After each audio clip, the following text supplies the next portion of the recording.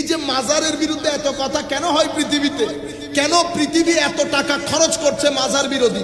কারণ মাজার হচ্ছে এনার্জি সেন্টার, মাজার হচ্ছে ডিপ্রেশন হিলিং সেন্টার। এবং আমি বলবো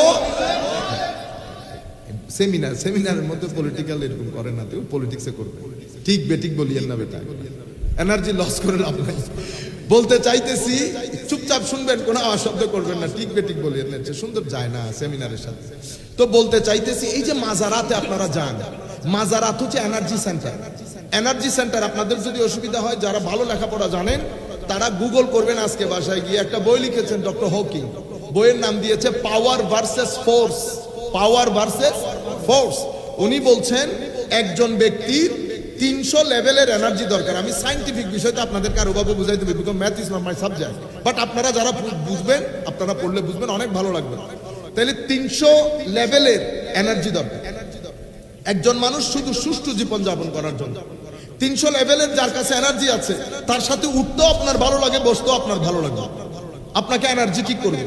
তো আপনার ওই লেভেল যদি 700-র মধ্যে চলে যায়, তো আপনার মাধ্যমে মিনিমাম 7 লাখ লোক উপকৃত হবে, মিনিমাম 7 লাখ লোক উপকৃত হবে। উনি বলছেন 700-র উপরে সেটা যেতে পারে না, কারণ উনি খ্রিস্টান ব্যাকগ্রাউন্ডের লোক, উনি নবী রসুল বলি বুজুর্গ এটা শুনেন নাই কোনোদিন, বুঝতে পেরেছেন? আরে 700 লেভেলের এনার্জি আমাদের লোকাল একজন আলেম উলামায়ে রব্বানী সিনার ভিতরেও আছে, যার মাধ্যমে লক্ষ মানুষ কি হয়, উপকৃত হয়।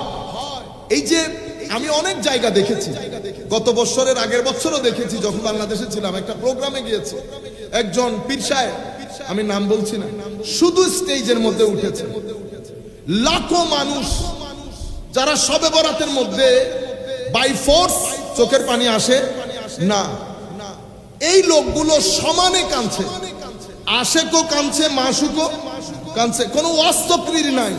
এই এক আজীব দৃশ্য। মানুষ কখন কাঁদে? যখন অন্তর নরম হয়।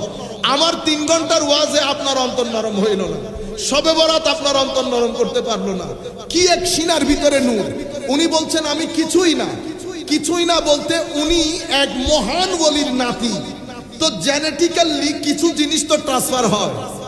আপনি হুজুর চা খান একদম আপনার বাবার মতো করে, হাত তুলেন নামান, সুরতান সিরতান জেনেটিক্যালি কিছু জিনিস ট্রান্সফার হয়। এই জেনেটিক্যালি সামান্য নূর নিয়ে যদি লাখো মানুষ কাঁদে, যার কথা ছিল যিনি মহান ওলি ছিলেন, উনার সময়কালে পৃথিবী কিরকম ছিল গড নোস। তবে আমরা এতটুকুন বুঝি, হুজুর গৌসুল আজম আব্দুল কাদের জিলানী, যাকে আমরা আপনারা বড় পীর বলি, কই বাগদাদের জমিনে বাসা গেড়েছে। আজকে বাংলাদেশ সহ শুরু করে পুরো পৃথিবীর ভূখণ্ডে গত 1100 বছর ধরে প্রত্যেকটা সিনার ভিতরে আলো জ্বালাচ্ছেন। কোন এনার্জি দিয়ে? এটাকে ডিভাইন এনার্জি, যেটাকে আমরা আরবিতে বেলায়েত বলি। এখন আরবির সাথে যদি আপনার মারামারি থাকে, আমার কিছু করার নাই। যদি আরবি নাই বলতে চান, না বলেন, এনার্জি বলেন। কি বলেন? এনার্জি বলেন, কারণ ইংরেজিতে বললে আমরা তো ঠিক বলি, ঠিক না?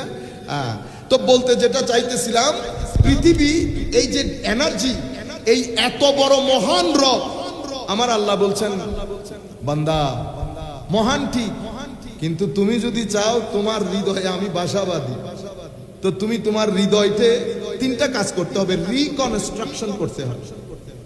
একটা তাসকিয়া, একটা তাসফিয়া, আর একটা তামির। তাসকিয়া মানে পিউরিফিকেশন, তাসফিয়া মানে হচ্ছে পিউরিফিকেশন আফটার পিউরিফিকেশন, আর তামির হচ্ছে রিকনস্ট্রাকশন। আমরা যখন এখন এগুলা কিভাবে করবেন, এগুলা